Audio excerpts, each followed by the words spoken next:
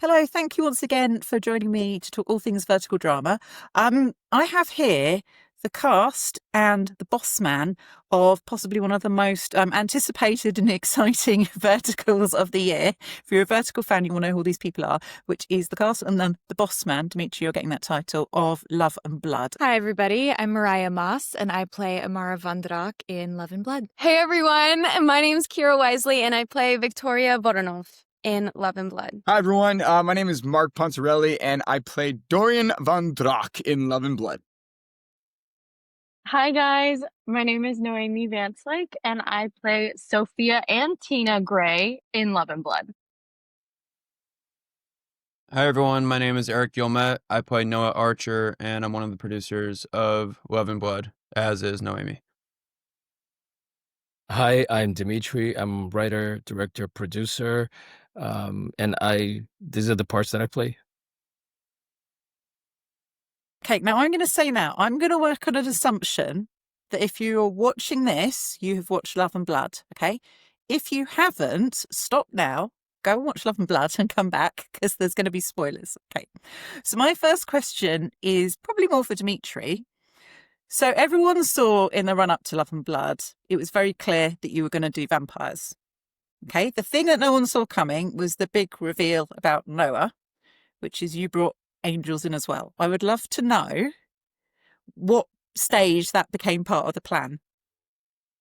Oof. So, it's always, first of all, I want to acknowledge Citlali Erois, who is my greatest partner and somebody who this show does not happen without, and who's also an amazing writer and producer of the show. Making a film to begin with, any film, is a miracle. And there's a lot of components that go into it. In a vertical land, things move at least 2, 3, sometimes 10 times as quick as they move in the movie industry. And so essentially, we have components that we work with. In this case, it was an amazing title that Noémi brought to us with Kevin. We had an amazing, extraordinary cast that Eric came in with very creative financing, and we had this wonderful location. Given all of that, we had to come up with a story that would make sense, where we had the prequels, the sequels, and at the same time, we shared the screen identically with this incredible stars. And so that's really, to be honest, a short answer of how we came up with the angel idea, because we wanted to create a progression of the show. We wanted to create a characters, and we wanted to have ins and out, an ability to continue, and as well as to go back and give you the prequels as well. Okay, everyone's going to get very excited because they've heard the word prequel. So yes, we want a prequel. Let's put that out there. I'm going to start with the vampire side of the cast. So, Mariah, I want to start with you. So I think this is one of your best roles. Thank you. Because it so suits your poise, because Amara's so controlled, but also it means that we understand she has no hesitation when she makes her decision about Dorian. What was kind of you and Mark's reading of that relationship between Amara and Dorian? Going through this script, I think it became very clear that while Amara is the younger sibling, she is also the one who is completely in control. I think something that's so beautiful about the idea that we worked with a script with vampires is that all of our characters are centuries old. It means that our characters transcend gender. It means also, though, that we have lost a lot of our family members, and we are the last of the Von Dráks, and that makes the stakes incredibly high. And so Mark is a wild card. He is brooding, and he cares too much about the people that he loves, and that makes him a danger to our bloodline. And Amara has to step up there, and it comes when push comes to shove, she has to act. She's sort of left with no choice because of the weight of what's happening. And that's such a gift as a vertical villain. This is my first vertical villain role. Vertical villains are not very motivated most of the time, and so it was such a gift to be given a script where my motivation was so clear.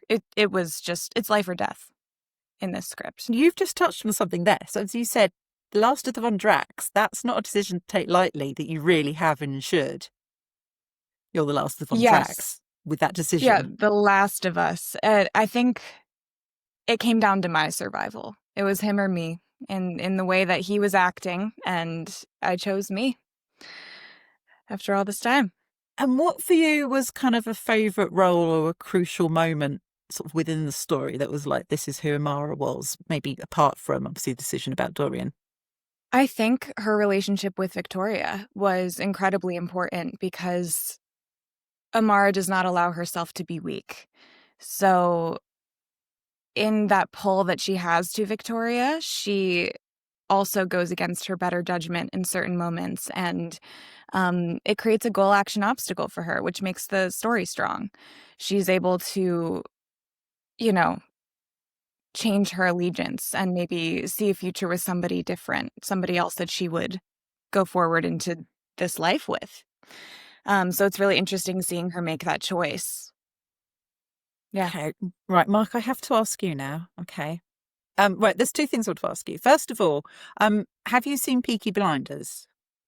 You know, it's one of those shows where I'm like, oh yeah, I'm gonna get into it, and then I watch like the first 2 episodes, and I'm like, I'm into it, and then I just don't watch the rest of the season or the series. So I promise you, I will get behind it. Because basically Dorian really reminds me of one of the characters in that, because it's essentially brothers. Tommy Shelby, Cillian Murphy's the main one, but his brother, Arthur Shelby, is very like Dorian. He's the wild card, he's the problem, he kind of causes more issues than he solves, and is always the weakness that kind of has to be dealt with. So it's just, you had that same unhinged thing. Dorian, what was your reading on Dorian? And also, why was he so quick to try and turn Sophia/Tina when he thought it was Tina? I think it really just boils down to, I think just Dorian's in a very complicated situation. I think that he lost the love of his life, and for him, we've been centuries old, and it hasn't been that long since Tina's death. And I think that he's still really, really in the grieving process. So when you go through that kind of heartbreak and that kind of just insane turmoil, you don't really think with your head. You don't really think about the effects of your decisions. So I think in terms of when he decided to turn Sophia, it was just another way for him to hold on to what he lost. And so that was a big decision point for that. Yeah. Okay, and someone's picked up the phrase that I think Dorian says he can still feel her, whereas Noah says she's gone. So there is now a theory that Tina is still alive.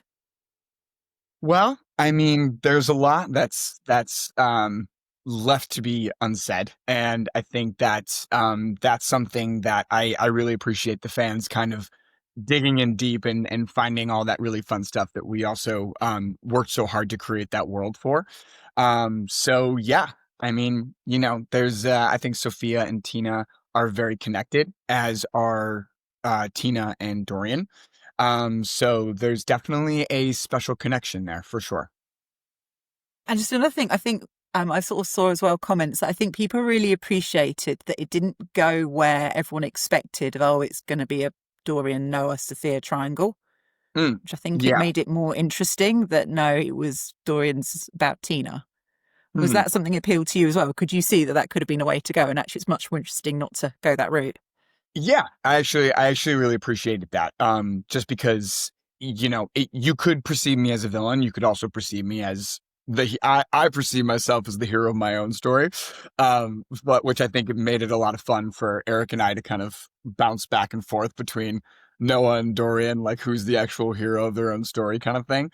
But yeah, I think it was really cool to see that dynamic, and then having that moment where Tina and I are kind of in this spiritual realm where we're communicating. You really see it's really not about his love for Sophia. It's about his love for Tina. And that's where I think we were able to make that divide between like stereotypical love triangle and like, oh, this is just a really complicated situation. Yeah. Now, I can't claim credit for this, but the words "the Sean Bean of verticals" has been used because Dorian doesn't come out of this well, shall we say. No, he doesn't. He's not doing too well by the end. Yeah. And obviously everyone's now really like, we don't want Mark not to be part of whatever happens next. So is the answer a prequel? That would seem to me to be the answer, to make sure that Mark's part of this universe still. You know, I'm gonna have to leave that up to the Love and Blood gods and see kind of what they decide to. I'll let them choose my fate instead of what you might see on the screen. I also thought it was a little harsh because obviously Amara and Viktoria survived blast, but you don't. And I want to know why. Why do they survive? I'm sorry. I think we are starting our hashtag Justice for Dorian. How come they survive and you don't? That's not fair. I think in order to really serve, I think it's a very interesting thing because Amara's at a very different stage now that she has completed her task of Dorian is dead, and I'm really interested to see where Amara's character goes from there when she realizes that she's lost her brother. Yeah. Sorry, I've just had like an answer. We could go Christmas Carol. You can come back and haunt her. Or Macbeth. Yes, you can have Lady Macbeth. You can scrub your hands for the guilt. Right, okay, as long as I get to wear a white sheet with holes in the eyes, I think that's probably the move. Yeah. Okay. Right, so it's all right. We bring Mark back. We've got various options. Kyra, can I talk to you about Viktoria? Absolutely. That's the most iconic role I've ever seen in a vertical. Thank you so much. I love her dearly. Can you just talk about how you got to develop the character? Because my favourite thing is that she is totally unhinged and you have no idea what she will do next. Yeah, I mean, I think the first time I read the script, I had like a full hour where I just sat back and was just like this, and the time passed and I didn't even realize, because I think, I was kind of just thinking a lot about that Stanislavski quote that's like, there are no small parts, only small actors. And I was like, I was so happy to see so little on the page, because that means as an actor, you get to do it all in your head. And I think that's what I really did a lot for Viktoria. And I think she's probably my favorite character I've ever played, because I fleshed her out so much, and she feels like a fleshed out character that you only know a little bit about. And I think that's a good spot to be in. And also, she, like you said, she's kind of just like a shitster. You'll be watching the show and it's all very tense, and then all of a sudden she pops in for an episode, is like, hey, you should do this, and then runs away, So I think I reveled in the fact that I really played it as someone just coming into it and not having a lot of stakes. And I think that's how, Viktoria felt. It was like she saw a chessboard and she was, moving pieces. But I think her big turning point, which was also really fun to play, was her father dying, because she was majorly protected by her father. That's why she just got to kind of fuck around, but then she found out. So I think that is a major game changer for her. And we see that, in the final scene, of how she is like, oh, shit just got real, and she has to step up to the plate. So, in talks of continuations, I think that would be something really cool to see, more of the turmoil that she goes through, and also more, about her backstory, because we don't really know who she is, where she came from. One of the things that's really interesting, I think, particularly when you mentioned it with the father, is I feel that at the beginning, she's sort of messing around when she makes a pass at Amara. But then as soon as the father figure's gone, it's almost like she instantly turns to Amara of like, I need someone as that figure in my life. And I felt there was almost a transfer of, I need someone who's just, I guess, the counterpoint to her personality. Is that just me reading that, or was that something you both saw as well? No, I absolutely saw it. I mean, I think, Viktoria is a very, not loosey-goosey character, but she definitely needs an anchor. And I think for the longest time that was her father. But I love that she found it in Amara, and I think it surprised her.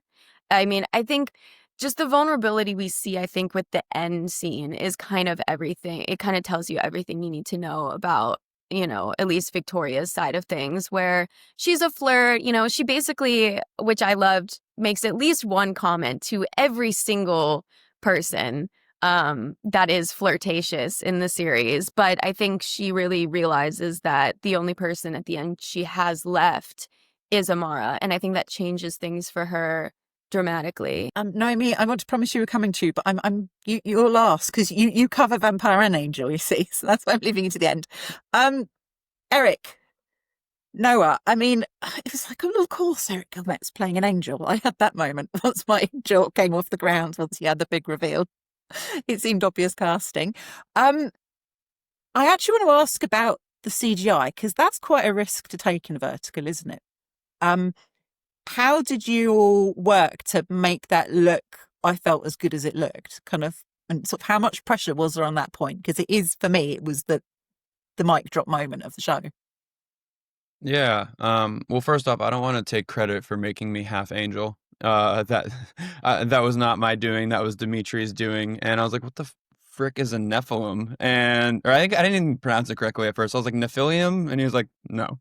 And so then I had to like actually go on Wikipedia and figure out, that Nephilims have been around forever and sons of God and all of that. And, and that's Noah in a nutshell. But on the CGI front, on the effects front, if you will, I think one of the things that, verticals miss on is they usually have horrible special effects, and it's just very Mickey Mouse. And we wanted to try and at least make something that looked like it could be a movie.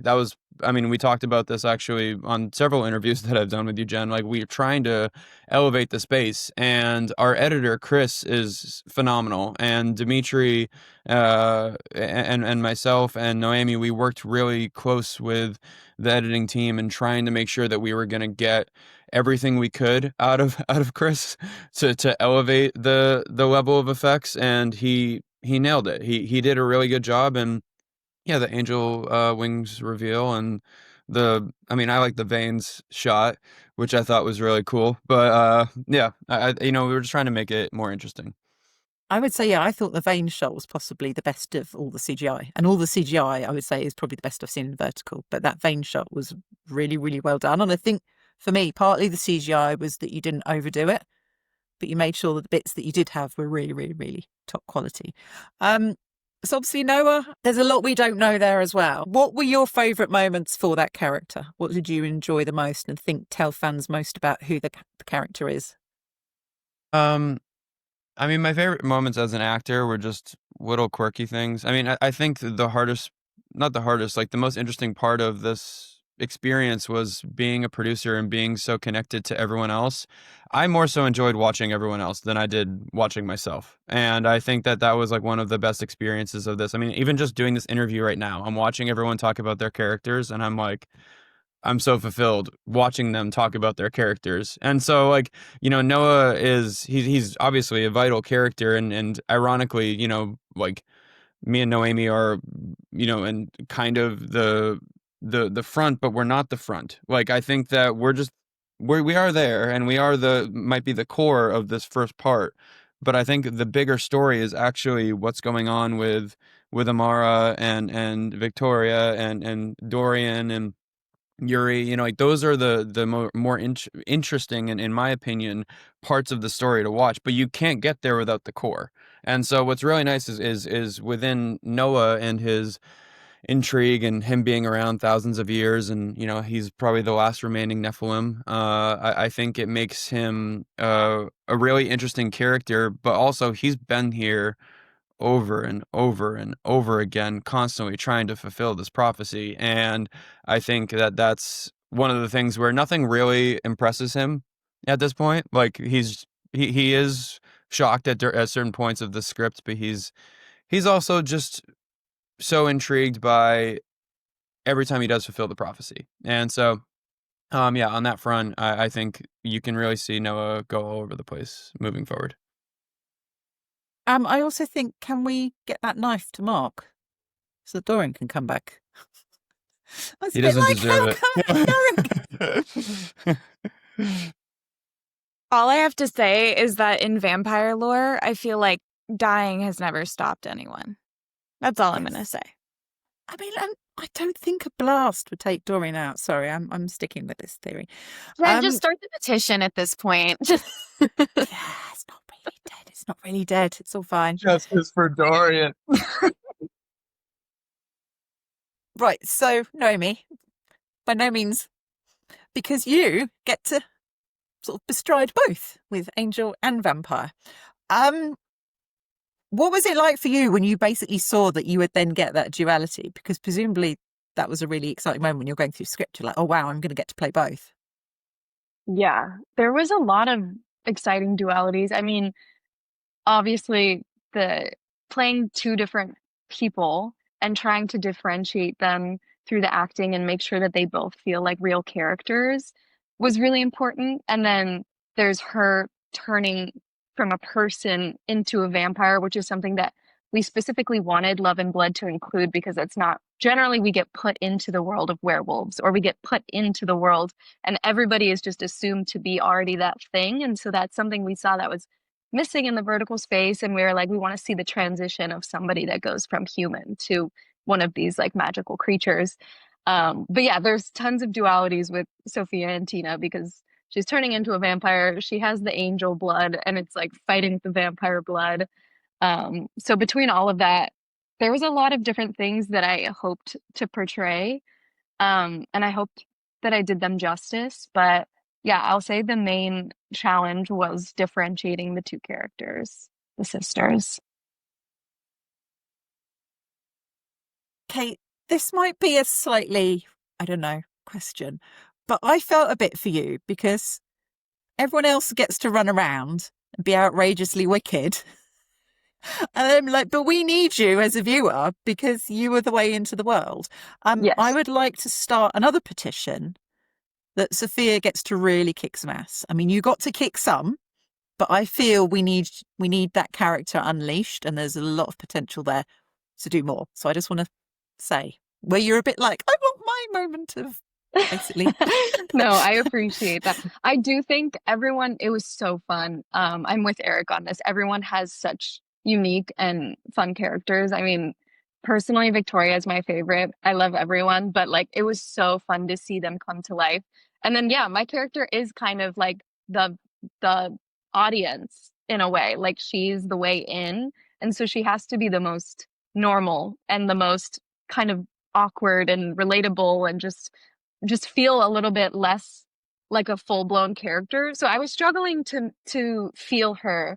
But I hope that in future iterations I get to explore more with Tina because Tina's really fun. She is more of like the badass. She's always confident and has like the kind of this like angelic presence to her. So that's why also my favorite moment for the characters was the moment where Sophia channels Tina and they meet Mark's character.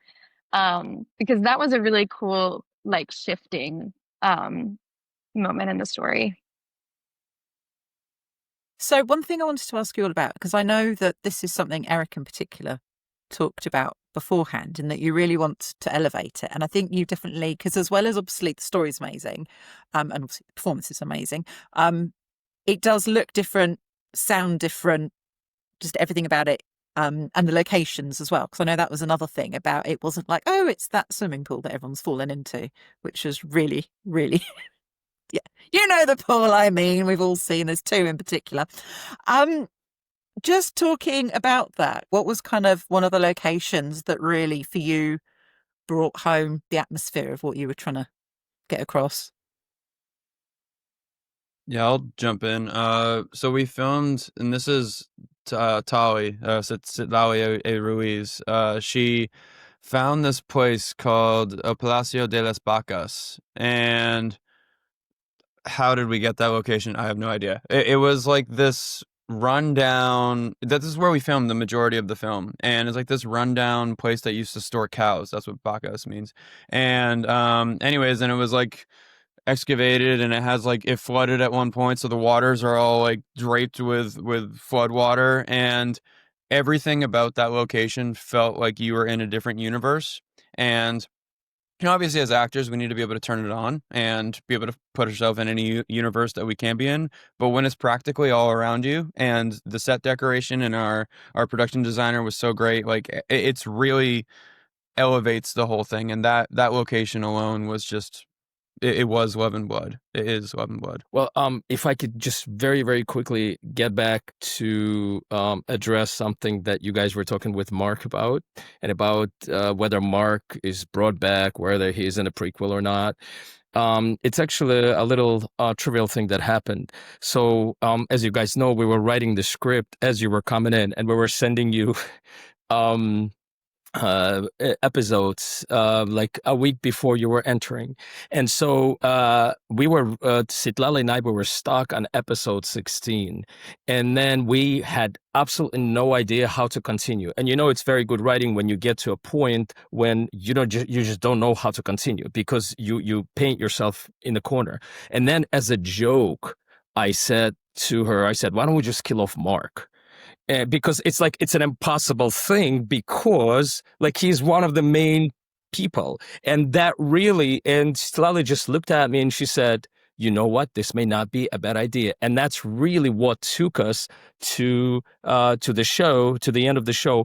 And so, having said that, I think if we were able to do that, I think we may be able to pull off some magic. The other point that I want to make is I think Kyra and Mariah should talk a little bit about how their story transpired, because they actually approached us and said, hey, how about a romance between the two? And I was super delighted, but I didn't think that we should go that route. So maybe you should guys chime in a little bit about that.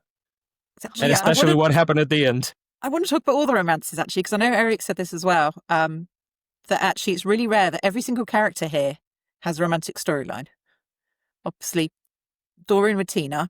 I do want to come to Sophia and Nora, but yes, Mariah and Kyra, I think you probably saw from the reaction from fans on the internet that was a lot of people's favourite part of the show, that relationship. But it's their doing. Tell us how it came about. Yeah. Who approached who first? I can't remember. All I remember, I'll say from my standpoint, everything kind of came together really fast and last minute, as it always does. And it always brings about something beautiful. But like Dimitri said, they were literally writing and sending us episodes up until probably like a week before we came to Mexico to shoot. So I just remember I was on set and we were filming this incredibly long, incredibly gratuitous sexual assault scene. And I just remember feeling so dejected. And then I was talking with Mariah, and you'd know better than me. One of us was like, for this Love and Blood thing, what if, we did what hasn't been done in a vertical yet? We thank Dee Harlan so much for My Secret Agent Husband. There's been, gay romances, but there hasn't been two women. So that's something that was really important to us. And we also were hoping to, not to say sneak it in, but, Trojan horse. Yes. Trojan horse in an ensemble piece. It. I think that the movement in where we're headed with verticals is that we are going to see more diversity. We are going to see more representation. And I know that Kyra and I had spoken not in the context of Love and Blood, just about how many DMs we receive about people wanting sapphic or women loving women stories. There's a huge market out there that want it. And so this was such an opportunity when we realized that Dimitri was writing the script for us. And we had this opportunity when he asked us, what would you like to see from your characters? And I think it was just so clear to us that this was the moment that this needed to happen. And we wanted to be the start of that. And I think that it was just such a beautiful thing because it made so much sense for our characters. We didn't do it gratuitously. We didn't do it just to do it. I think it informed our characters so much, our motivations. It made everything so much stronger. And I also think it makes sense for vampires. Like I said earlier, if you've been alive for centuries, you don't care about gender anymore, that it transcends gender. It is who you can share it with. What pool are you choosing from of just other immortal beings, you know? It's about Um, souls. yeah, yeah. And so I think that this was just such a wonderful opportunity for us. Yeah. And honestly, we were really hopeful that, it'd be received well, but I don't think any of us I didn't imagine, I think, the impact that it had. And the fact that I'm seeing so many people talk about it and they feel, seen and heard and represented. I mean, that's exactly why we did it. And I think there's no greater accomplishment than that. Okay, there's several things I want to pick up on here. Because the first thing is I think, yes, it's not gratuitous, because I know there's been some conversation about, obviously, a lot of verticals. Can they actually handle that story responsibly? Because we all know there's a lot of issues. So obviously that's the first thing, obviously, tick like that. For me, actually, I mean, it's great that they're both female, the characters, but for me, it's most interesting. I don't think we've really seen a relationship between two of those sorts of characters. So you often have a character who is controlled. So you'll have a character who's like Amara, but you very rarely have them then linking up with a character who's probably equally powerful but chaotic. Normally the character's the one that's being rescued, blah, blah, blah.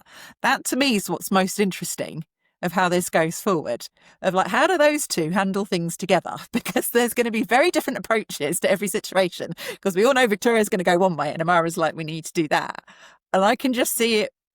That was what I wanted to see. I basically wanted to see the road show where you two just go off on a spree, whatever happens, and how you work out that relationship between two really strong people. Is that what excites you? Just how those personalities work together? We've spoken about that, and we've spoken about what models we would see their relationship morph into in a sequel or something like that. And there's an element of them both using each other, and an element of them both being so drawn to each other, but not truly understanding the implications of what will happen if they do actually end up together. And we see some chaos happening and some butting of heads, and they're both very strong characters who are not going to let the other win. So I'd like to see a little bit of a toxic relationship in a season 2 or a sequel for sure. I don't think that it's the idyllic sort of vertical love that everybody is looking for, but that would be such a gift to explore. Yeah. I mean, I think, Love and Blood kind of ending with us is a very hopeful note, despite, us being the only two people standing in a room of dead bodies. I think it's still, is a symbol of,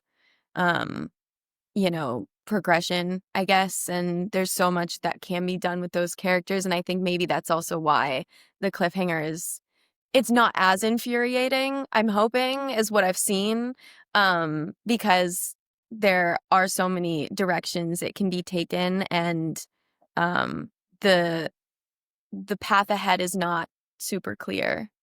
Realised the bit that's really interesting. So, okay, obviously we can see all sorts of possibilities for Amara and Victoria, and we're hoping for various possibilities for Dorian. Whereas actually the people who kind of had the resolution are Noah and Sophia, as far as they're like, they found each other.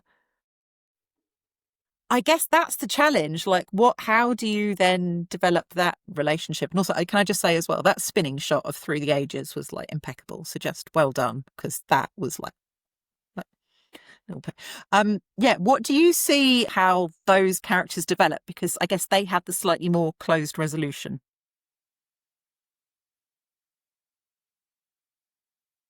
Noémi, would you like to start?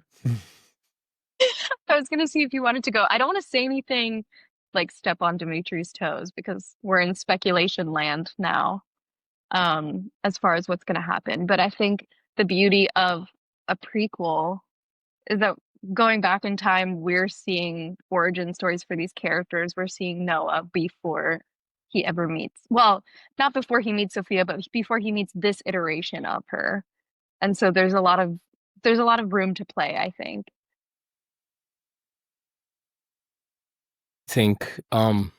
I think these are conversations that I've had in depth with Citlali, who understands the lure of the world much better than me. I understand writing, and I understand, I should say not understand, but I feel your presence, each one of your presences as actors and then as characters. And so it's been a really, really amazing combination. Before I forget, I think we really should acknowledge Yuri, who could not be here, who played Nikolai Varanov. And Yuri is a very, very accomplished actor. He's been in the films, Coen Brothers films with Brad Pitt, and just a phenomenal addition. But to go back to the question, indeed, there's several discussions. And again, I want to go back to what I said in the beginning. It's always, it's always a component. And let's just say that we're in talks on several aspects. Yeah, and moving Sophia and Noah together forward, we haven't, spoiler alert, we haven't decided where the next story necessarily starts. So we don't know if it starts right when Mark's dead on the ground, or if we start it, months, years later. So that's going to be kind of up to us, and I think that will also dictate a lot of where Sophia and Noah are starting specifically, since we did have a resolution, and we did fulfill the prophecy for now. I also want to ask about Erindra as well, because I feel there's a lot more. She knows a lot more than is being told, and that feels like that could be a really good side character and storyline to build out more. Is that something that all of you? Well, yeah, people are nodding, so I'm guessing you're thinking as well. Erindra character really was a little bit inspired by Matrix, and that's why we put at Purple Light. We put it as a little bit like a silly story. Why don't we just ask Erindra what happens next? If some of you saw the story, but indeed, the presence of Erindra and her genesis, I think, will definitely be revealed in the sequel and obviously in prequel, because she's sort of like this ageless character that sort of exists in this universe. I think that's one of the really cool things you've talked on. So we could do prequels, we could do sequels, we could do sideways expansions of the universe. Hopefully we do all of them. Before I talk more about the future, I just want to ask you all a question about the styling, because the costumes were amazing. I almost want well, actually, no, let's be fair. Everyone had an amazing costume apart from Dorian. Sorry. Why did you get the rubbish army jacket and everyone else has really awesome, iconic stuff? What happened? What have you done, Mark? I just don't think that Dorian really cares about fashion. I just think he's, he's a guy who's got other priorities on his mind. I don't think he goes in the mirror every morning and he's like, oh yeah, I need to. This needs a scarf or something like that. Because there's even a moment Victoria says that you smell at one point. Yeah. True story. Yeah. I think, I think that at this point in Dorian's story, he definitely, in his past, he's definitely dressed up, had the big cape and all that stuff, and really leaned more into that. But I think that the grief was really the importance of the styling of what it was like a mirror of what he was feeling, reflection of that. So him just kind of really not caring about his style was very pivotal, I think, in that. Okay, but I do want you to have better costumes, because everyone else got cool ones. If I may say that a few words about Pam.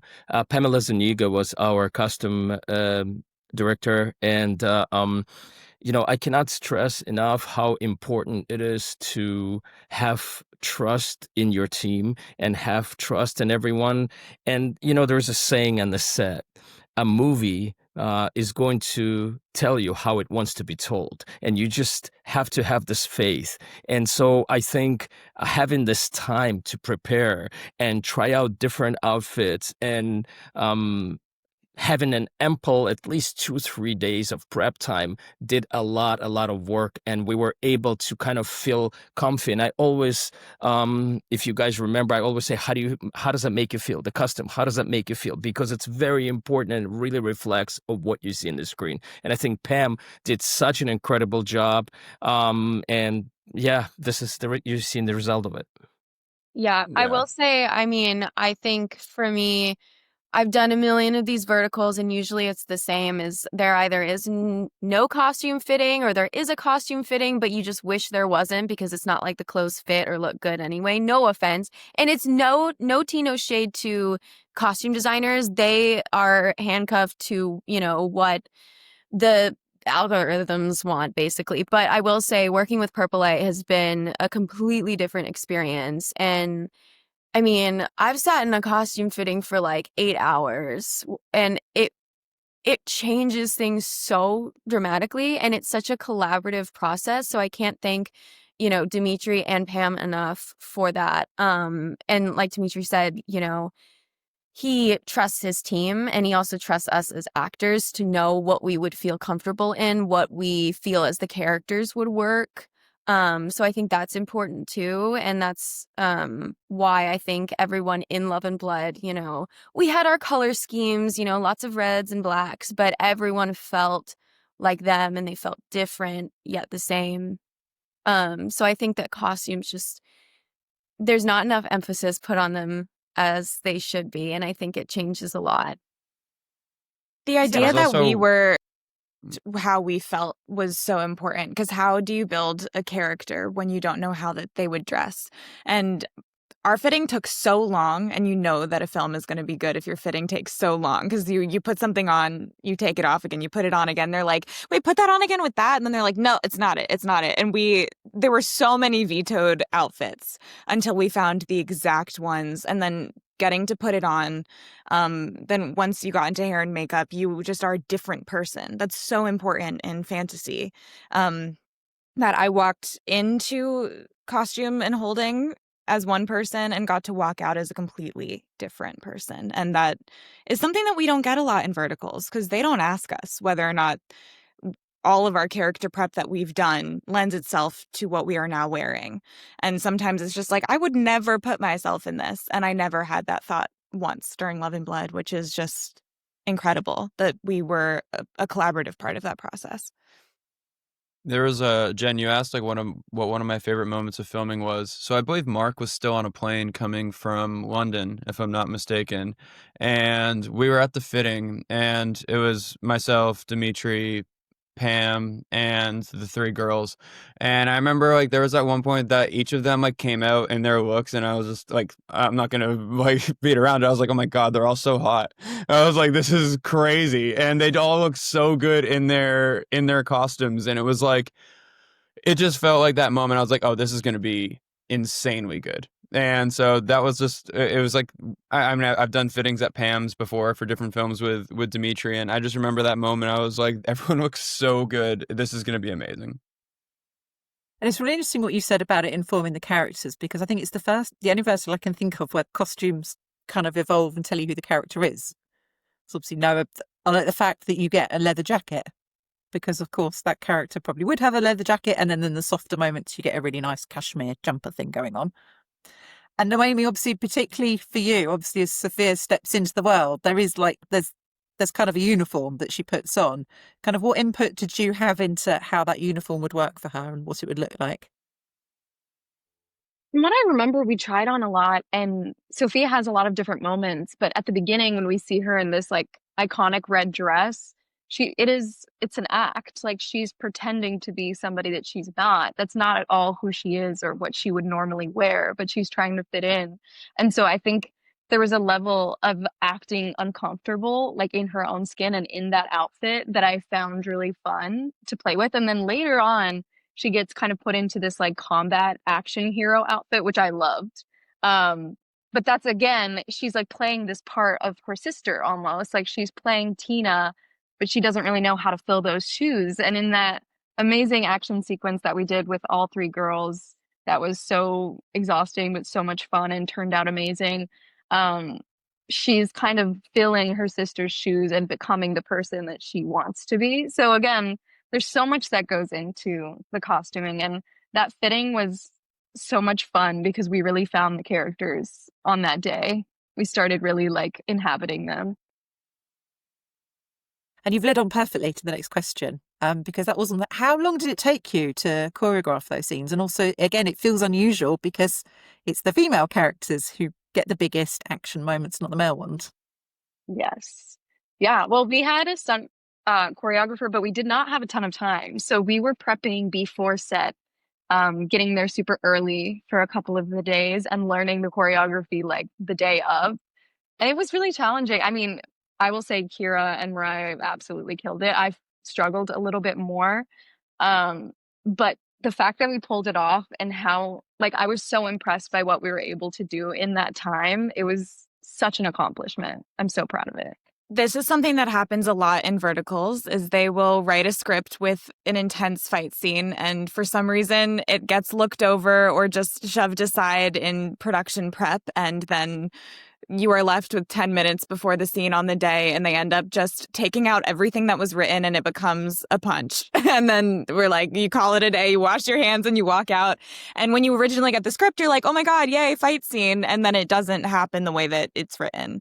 And so it was such a joy to actually see the team prioritize a fight scene, because this was the climax of the film. It is so important that it goes well.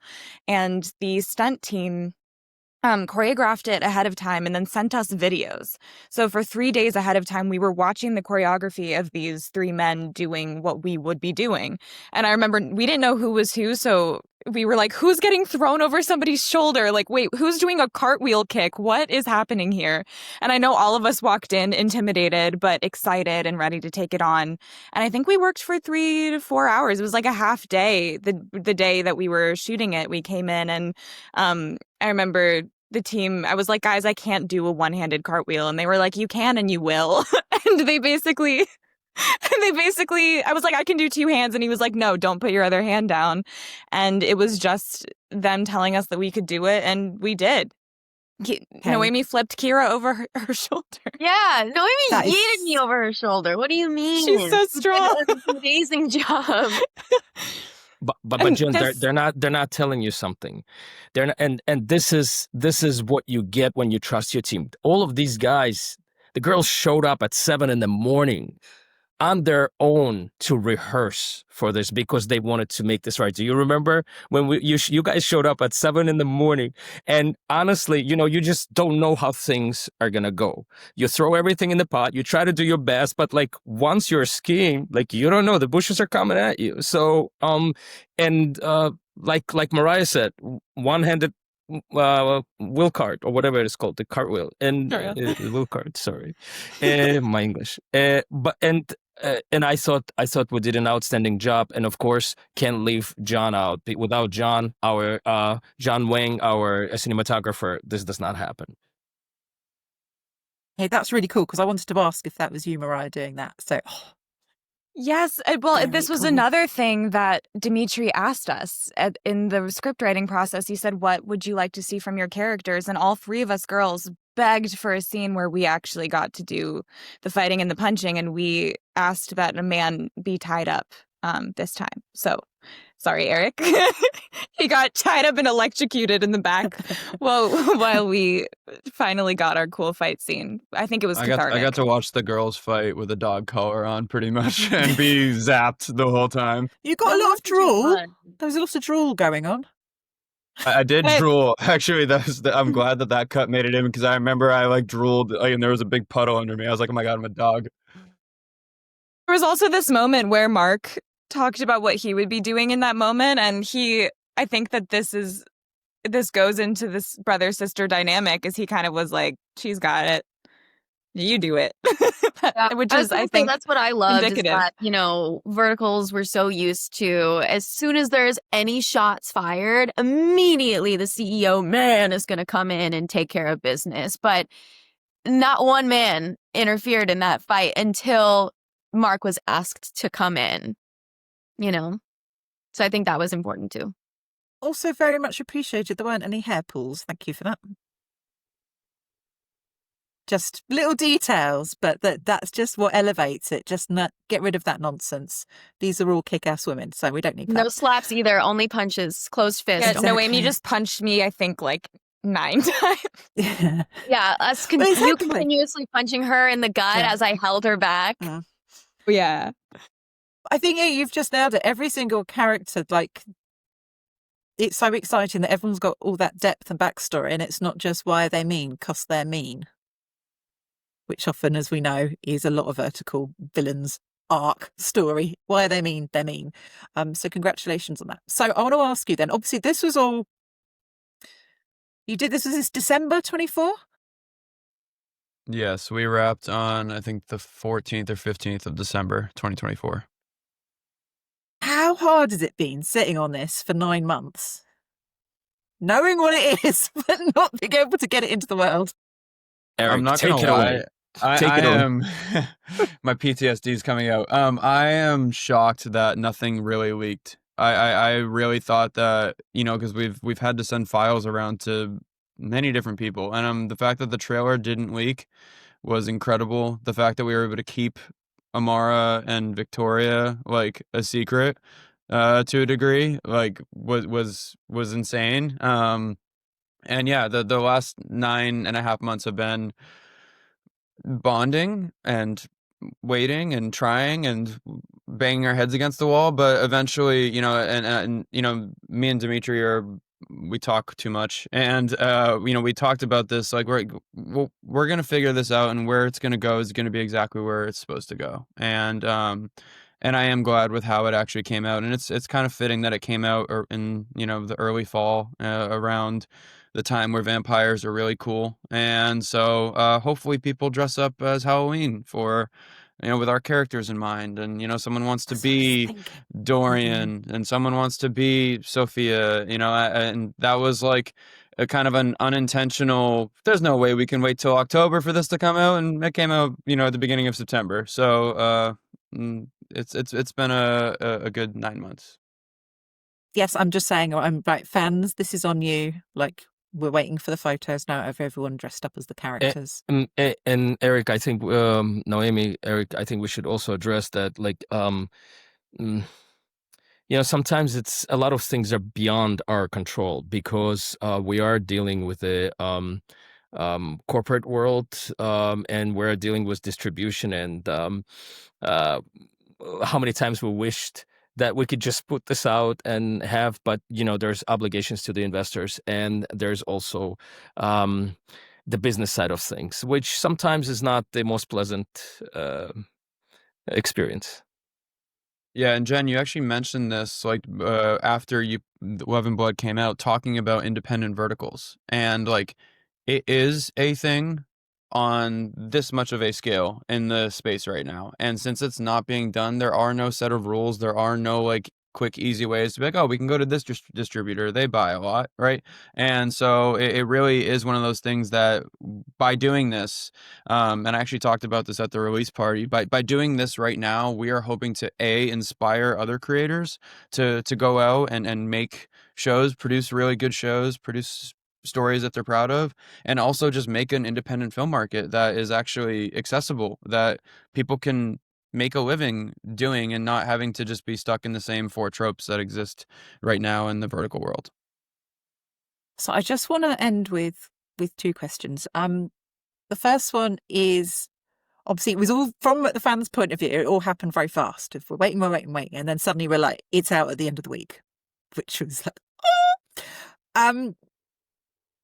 What has struck you about the reaction from fans? What's kind of, I guess, been the most meaningful? Because anyone who looks at sort of vertical fan pages will know that, generally everyone just loves it so much and is so excited about it. And it has fulfilled all those hopes that everyone had placed in it. I could go first. I think what's blown me away is just how in love with these characters I think fans have been. I think that's been a very pleasant surprise, especially because, like we said, the kind of normal format of verticals are less character driven, and it's more, characters are conduits for, the audience. So I think that's been really cool. And also just because, we all worked really hard on our characters. I think, me playing Victoria, I got to be challenged to play a character, which was, so much fun. I was out there, doing stunts, speaking Russian, I changed my whole voice for it. So I think to put in that work and to see, it pay off and people actually, really see the characters and understand their motivations is, I think, what's been really fulfilling for me. Will say that I have never seen a response like this before. We've been in a lot of verticals. We are the ones that have the direct line to the fans, and shows have gotten hype. I have never received this many story tags, messages, reviews. I just have been blown away by the response that this has gotten. And like Kyra said, they are in love with these characters. And the fulfilling part about that for all of us, and especially those of us on the production side, is that we are like broken records telling apps what we know the fans want. And our audiences want good stories and motivated characters and new storylines, and they don't want to pay for the same thing over and over again. And they want to see us in different characters that challenge us. But we don't see a lot of response from the apps when we talk about these things. And so for us to sort of do it on our own and then to see the fans respond in such a huge way, that is immeasurable, to show the apps the direction that we need to head. And it will come full circle. And if we continue to get engagement like this from new storylines, it will inspire people and apps and the corporate side to start making better content. And that's really, really exciting for us. Yeah, just sorry. Go ahead, Noémi. No, I want to double down on what Mariah just said. I mean, the response from the fans has been incredible, and that's what drives everything. But I think what's also been really cool to see is the industry itself, the vertical industry, kind of get rocked by this, and the response from other vertical actors, from directors that have reached out to me personally and texted me and been like, "Oh my God, you did this!" Like, and the apps as well, people that are on the production side of the platforms are seeing this and realizing that there can be change. And I think that's, to me, what means the most, because we have been kind of stuck in the same patterns and we really want to get out of it. And the whole goal of this project was to break the mold. And I think we did that in a really beautiful way. So I'm really proud of that. I think for myself, I think it's one of those things where every creator, all of us, when you're creating something that you feel is really awesome and really special, you just hope that it has a positive response and that everyone loves it just as much as the amount of love that we put into the project. So to see that genuine return of love and support from every single person that has come into contact with Love and Blood, that's been definitely the most fulfilling to me, to be like, yay, they love it just as much as we do. Woohoo! Yeah, that's what's felt really good to me. Yeah, I mean, I'm pretty much gonna echo what the four said, but like, when a movie releases, you've known about that movie for a long time before it releases. One of the things that drives me crazy about verticals is the shelf life feels like it's like 4 days. It's like the show's announced it's coming out tomorrow, then it comes out, and then it's over. And then there's nothing else about it. I'm not going to speak for the whole vertical industry, but I would say a strong majority of the American, English speaking vertical industry has known of Love and Blood or about Love and Blood for the time that we have been preparing it and we have been trying to get it out there. And that alone, people knowing that an independent project exists and then it actually comes out and it delivers and it comes full circle and you feel the response from the fans is so insanely like fulfilling, and to go on like we don't. I'll say this: in the vertical space, you never know what data you can trust. These apps own their own data. If you go on a third-party source like IMDb, where there's no app control over that, and you read and you see how a show has performed, you read the reviews, you read how much this has affected people, you read what Amara and Victoria's storyline did for people, you read how people who loved Vampire Diaries growing up like connected with a vampire story. Like, that's actually what this is about. And so to see that, to be able to actually tangibly go, oh my God, this actually affected this many people, is monumentally fulfilling for me. And so I'm glad that I was able to be a part of this. I just wanted to jump in because I was wondering, is there a case that actually the timing of it all has happened exactly as it should? So say if this had come out about March, we know how fast the vertical world's accelerated. So if you go from January to where you are now, obviously the amount of fan accounts has exploded exponentially. The viewership has exploded exponentially. And also, I think a lot more viewers have got where you are of like, we're tired of these tropes. We want to see something new. So I kind of feel maybe all the timing has happened exactly as it should, and that everyone was actually maximum ready for this to land as it has and have the reaction it has. I do think so. I think that it happened exactly when it should have. I know that all of us were really anxious about it, and we were anxious we would lose the hype, but we didn't. And I think that goes to show the loyalty of the fandoms within the vertical world, is that they were so patient. And I think a lot of us really appreciate that patience and that trust and the faith that they had in us to wait that long for us to do this right. So my final question is obviously we've shown in this, there are so many potential stories we could tell in this universe, and we want to build the world. What can people who love this do to try and help? Now, I've had two ideas since we talked about this. In that, as Eric said, often stuff comes and disappears, and I think part of it is just keeping it in the vernacular. And I think fans are already doing that with all the fan art and the fan edits. I also think we need everyone dressed up as your characters at Halloween. I can't think of any other vertical character that has a look that'd be worth dressing up as Halloween. So that needs to happen. But beyond that, kind of what is your instinct of what would be helpful to ensure that we get more story from this world? On my side, it's very easy. As we talked about, it took a little bit of time to get this out to the fans, but we did it. And so the only thing I guess I would ask is stay loyal, guys. And I promise we're working very, very hard to create something, whether it's prequel, sequel, or sideways. We're working on it, I promise you. And yeah, and thank you so much for all the love that you have given us. Yeah, I'll echo that. Like we are not stopping our work. It just has now shifted, and we are going to try and make something.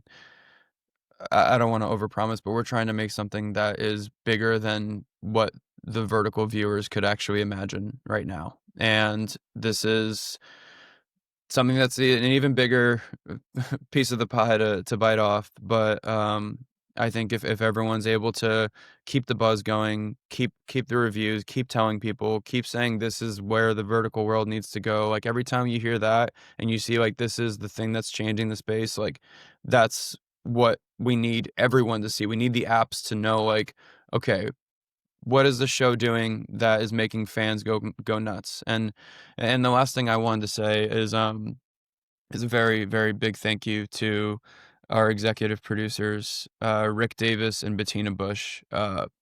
Again, independent verticals are not a thing. They're not a normal thing. And, I'm so incredibly thankful that they took a chance on us. So the only reason that anyone knows what Love and Blood is and got to experience it is because of those two individuals.